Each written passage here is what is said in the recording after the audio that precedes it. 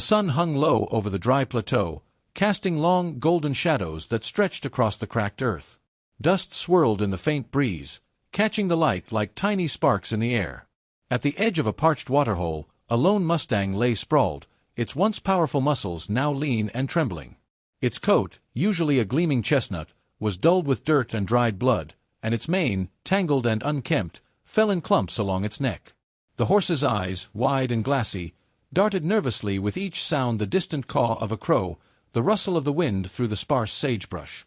Every breath it drew came in shallow, strained gasps, and each movement seemed an effort too great to bear. Its legs shook violently when it tried to rise, only to collapse weakly back onto the hard ground. A faint whinny escaped its lips, raw and hoarse, a desperate plea that went unanswered. The Mustang's ears flicked at every imagined threat, its body tense, bracing against a world that had become cruel and unyielding. Once a creature of boundless energy and freedom, it now teetered on the edge of life and death, caught between instinct and exhaustion. The plateau, silent and indifferent, stretched endlessly in every direction. No shelter, no water, no companion, only the unforgiving sun and the empty horizon.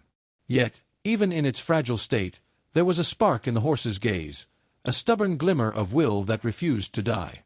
Somewhere deep inside, it knew that survival was still possible, but whether the world would give it a chance remained uncertain.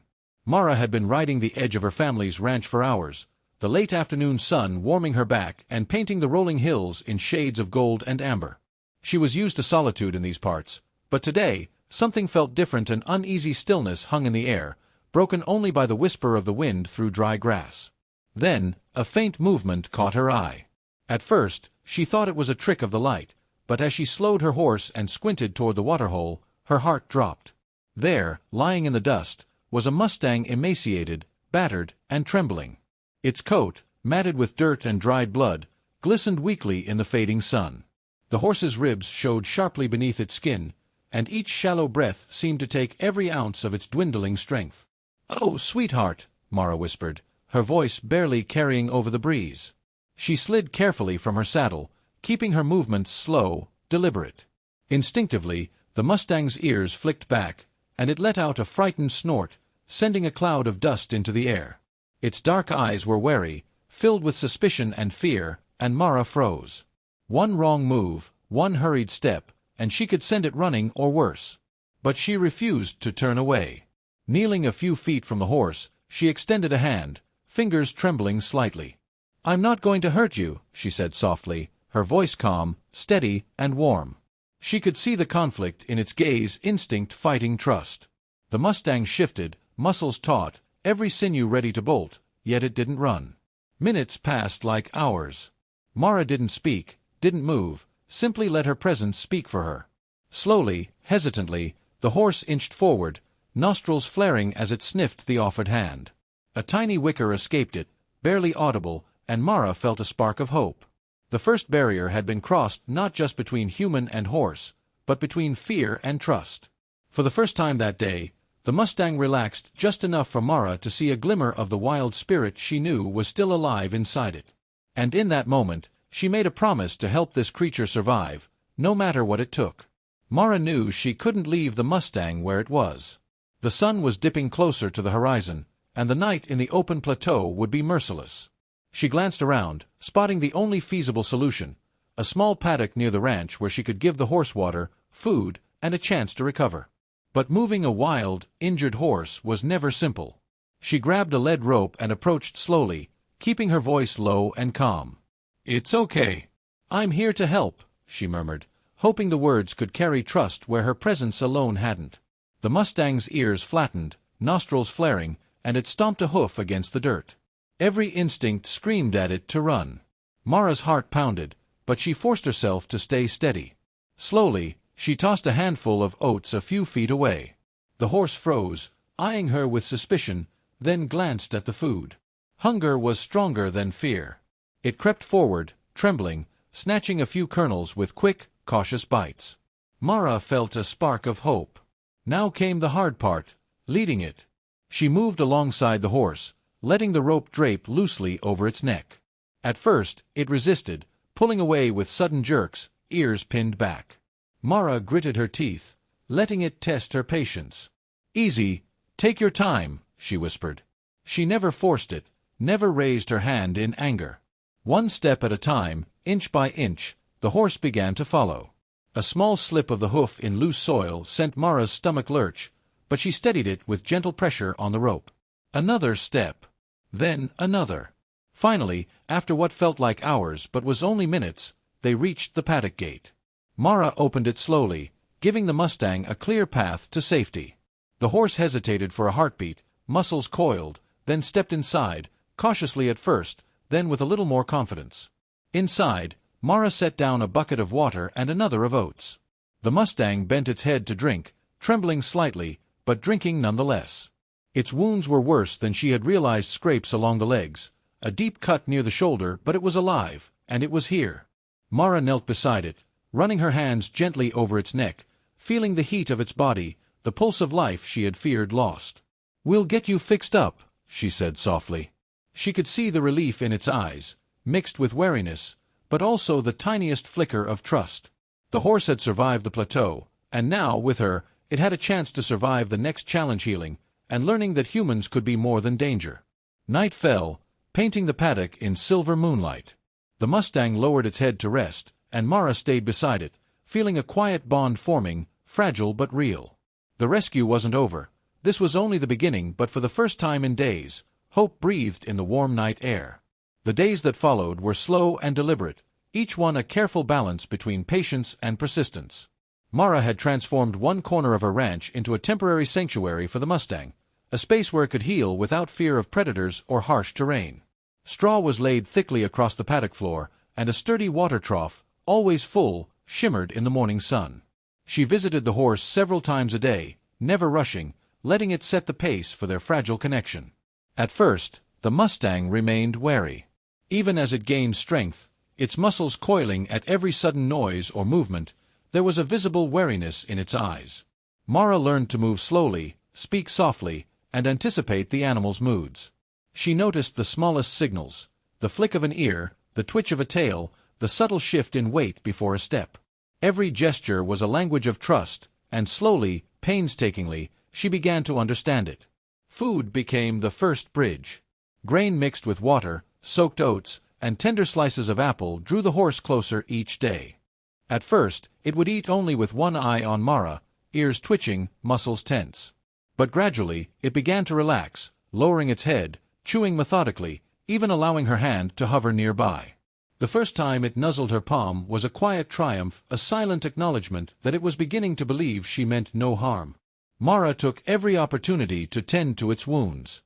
She cleaned scrapes with warm water, applied antiseptic, and wrapped bandages carefully. The Mustang flinched at first, then learned to stand still, trusting her touch. With each day, she saw a transformation. Ribs that had once shone sharply under its skin began to soften as muscles filled out, scars fading, strength returning. But recovery wasn't just physical. The Mustang had lived in the wild for years, and fear was ingrained deep within it. Thunderstorms sent it bolting across the paddock, shadows on the ground made it tense, and the simple approach of another human would cause it to rear or snort. Mara never punished it. Instead, she became a calm presence, a safe harbor amid uncertainty. Slowly, the horse began to seek her out, nudging her hand when she approached, lowering its head to her shoulder and resting its cheek against her chest. Evenings became their quiet ritual. Mara would sit at the edge of the paddock, stroking the horse's mane as the sun dipped behind the hills. The gentle warmth of the setting sun, the soft rustle of the wind, the rhythmic sound of the horse's breathing, it was a balm for both of them. Mara felt a bond forming that went beyond words. She saw glimpses of the wild spirit that had once roamed the plateau, tempered now by trust, and the horse, in turn, began to recognize her as more than a stranger. There were setbacks, of course. A sudden limp one morning or a brief refusal to eat reminded Mara that recovery was fragile. But each time, patience and quiet reassurance worked their magic. And slowly, step by step, both human and horse learned that healing was as much about heart as it was about body. By the end of the second week, the Mustang could trot across the paddock without staggering, its coat shining faintly under the sun, mane blowing in the breeze. Its eyes no longer darted constantly. Instead, they held a steady, intelligent awareness, a flicker of trust, and even affection. Mara knew the journey was far from over, But for the first time, she dared to imagine a future where the Mustang's spirit could fully thrive. By the third week, the Mustang was no longer the trembling shadow that had first collapsed at the waterhole. Its legs were steady, muscles rippling under a glossy coat, and a spark of its old fire returned to its eyes.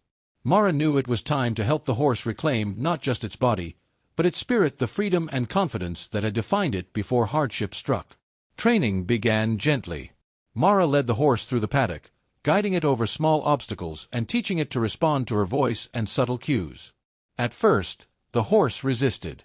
Every unexpected sound or movement caused a startle, and sometimes it bolted before returning to her side, nostrils flaring and hooves thudding against the ground. Mara remained patient, never forcing it, speaking softly, moving calmly. "We'll take it slow," she murmured, offering a hand and a calm presence as reassurance. Each day brought small victories. The Mustang learned to walk beside her without tension, then trot, then canter around the paddock with fluid, powerful strides. Mara noticed the difference not only in strength but in demeanor. Its head lifted higher, ears pricked forward, and eyes gleamed with alert intelligence instead of fear. There was pride in each step it took, and Mara felt it too a shared triumph born from trust, patience, and persistence. Soon, Mara opened the paddock gate fully, allowing the Mustang to explore freely. It hesitated for a heartbeat, muscles coiled like springs, then broke into a sudden joyous run.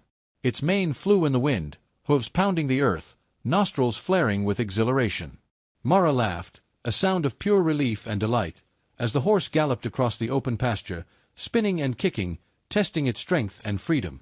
By the evening, the Mustang returned to her side willingly, rubbing its nose against her hand in quiet affection. It had reclaimed its body, its confidence, and a little piece of its heart. And though it was free to roam, it had chosen to trust Mara, to accept her as a companion and protector. In that moment, Mara realized that rescue was not just about saving a life, it was about restoring a spirit. The Mustang's freedom was no longer just a dream of the past. It had become a living, breathing reality, stronger and more beautiful than she had ever imagined. A storm rolled in unexpectedly that afternoon, dark clouds swallowing the sun and wind whipping across the paddock.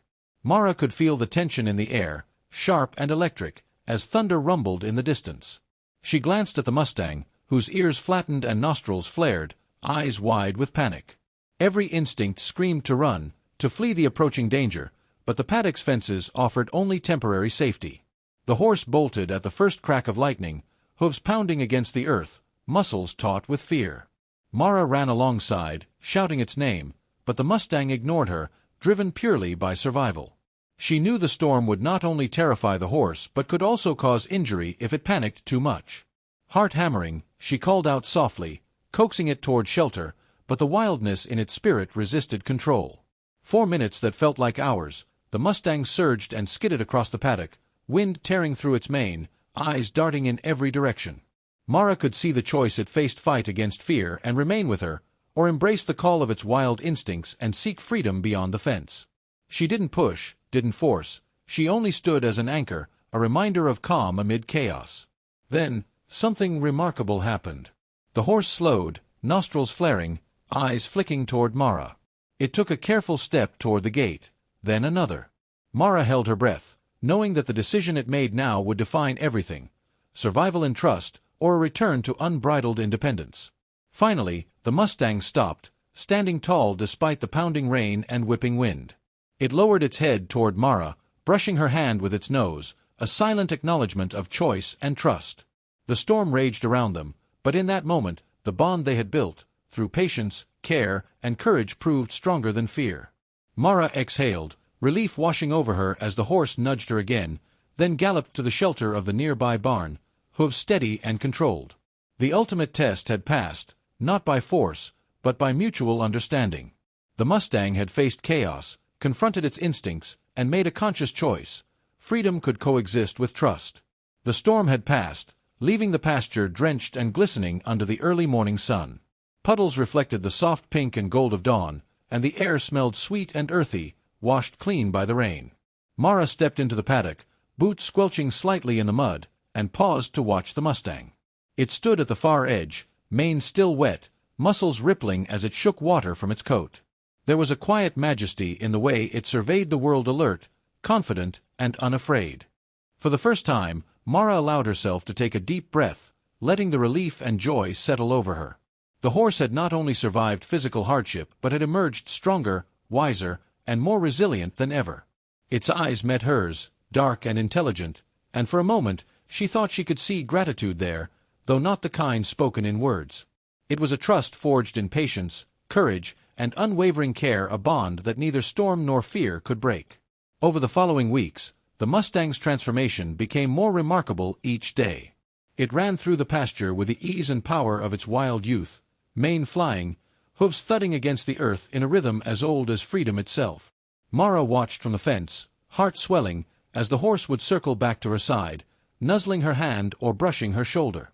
She realized then that true rescue had never been about controlling the Mustang. It had been about offering a choice, and allowing the spirit within to guide its path. Neighbors began to hear stories of the wild horse that had been saved, the rancher who had earned its trust, and many came to see the animal's incredible recovery. Mara welcomed them, but the Mustang remained her private wonder, a living testament to resilience and hope.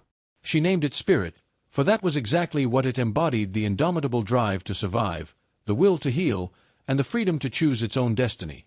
One crisp morning, Mara opened the pasture gate and watched as Spirit galloped across the rolling hills, nostrils flaring, muscles coiling and releasing in a perfect cadence of speed and grace. The horse ran not from fear but from joy, from the pure exhilaration of life itself. Then, as if acknowledging the bond that had been formed, Spirit returned, brushing against Mara's side before disappearing into the horizon, free yet tethered by mutual respect and love. Mara smiled, feeling a profound sense of fulfillment. She knew that she had witnessed something extraordinary. The healing of a body, yes, but also the mending of a spirit. Trust had been earned, freedom embraced, and a partnership created that would endure far beyond the trials of the past. As the sun rose higher, painting the hills in golden light, she whispered, "You're home now, Spirit." And in that moment, with the wind in the horse's mane and the promise of endless open land ahead, everything felt right in the world.